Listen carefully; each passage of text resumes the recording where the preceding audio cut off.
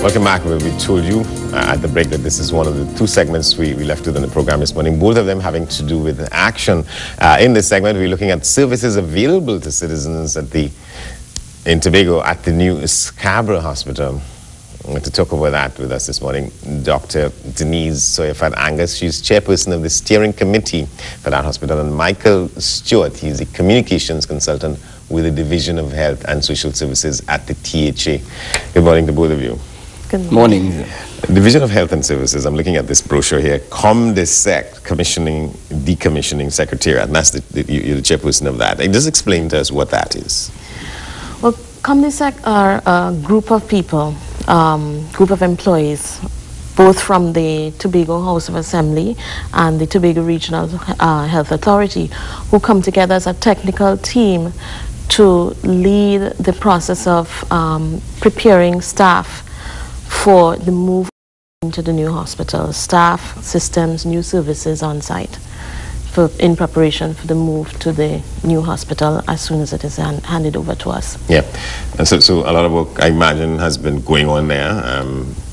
Yes, a lot of work has been done and is ongoing. It is a large exercise in terms of the implementation of services.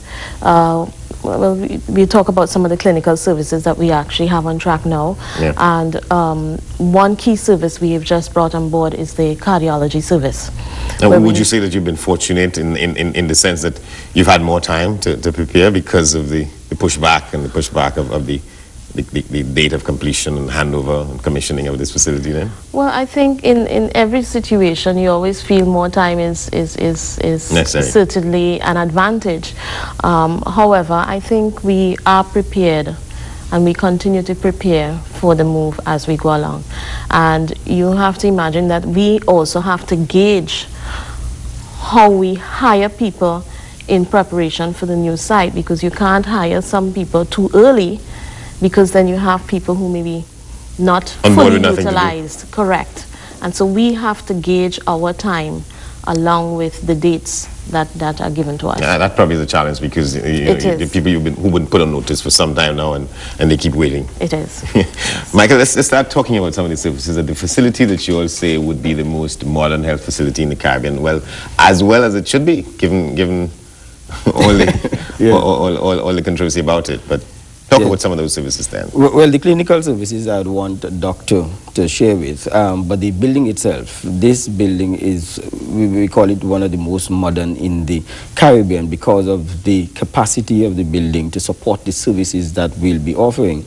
And what it affords us is a number of advantages. For example, currently we bring oxygen from Trinidad whenever we have operations and so on. This facility would allow us to be able to make oxygen on site. And it will be piped directly to the beds of the patients. And that's a huge advantage for us, because that could spell advantages in saving of lives. It could mean difference between life and death. That's right. That's right. The hospital now is going to be its own bread, so people will be able to have fresh meals, and the patients will be able to select from a menu. So where do you get bread now from? We purchase bread. Okay, right? Outside. And so you'll be able to select from a menu before the patient really eat whatever is served. Now you could be able to select the day before what menu you would like the day after, and that will be cooked in collaboration with the clinical guidance as to whether it's a low salt and so on, given your particular disposition health-wise. Yeah, to what extent you'd still have the scenario in which, in some instances, in some emergencies, people have to be airlifted from Tobago to Trinidad? How will that be reduced? Well, no facility that I know of that gives you all the services in one location, because some services are specialized and highly specialized. So there will be still, and so we want people to have that expectation, that we would not want that over expectation that everything will be given in Tobago. So some will be going to Trinidad, but fewer persons will have to travel to Trinidad. Dialysis is one of the things that we're really beefing up. We have 5 dialysis chairs now, and before the end of the year we'll have 10 dialysis chairs, bring us closer to be able to satisfying the needs and reducing people having to go to Trinidad, particularly for dialysis, which is a high on the agenda. All right, so doctor, 10 chairs have been worked out on the basis of what the need is now or what can be afforded? What the need is currently. And in addition to those 10 chairs, which will be a community outfitted program, we will be having 2 additional emergency chairs at the new hospital itself. Currently, dialysis is at the old facility, and that in terms of the hospital itself, but that is now going to be moving out as part of the community health center in that arena.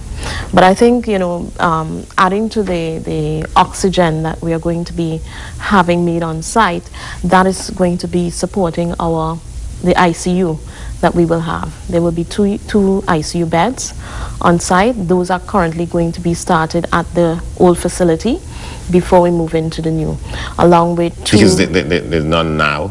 There's none now. There's none now. They do some measure of stabilization to some point, but there's no official ICU on site. Right? And that is one of the areas. It will reduce the need to airlift people from Tobago. Definitely, yes. Correct. Also, we will have what we call neonatal ICU services as part of the newborn area. And that would also help decrease the number of transfers of babies, because it was found that many of our babies, within 24 hours of transfer and stabilization, they get to return back home. And therefore, if we can put that in place, at least those initial babies, you know, who just require a 24-hour stabilization period can return, can be taken care of on site. Of course, there will be other babies, given the complexity of conditions, that still will have to be transferred. Yeah, as the communications consultant, let me come back to you on this question, Michael. So you're talking about this now. You don't think that people would be listening and watching this and then, you know, having their frustrations and the anxiety increased even more, because they'll be saying, well, you know, we should have been there already. You know, you're all setting us up to wait, and then when the time comes, June next year, you say there may be some issue as to why you have to push back the commissioning date again.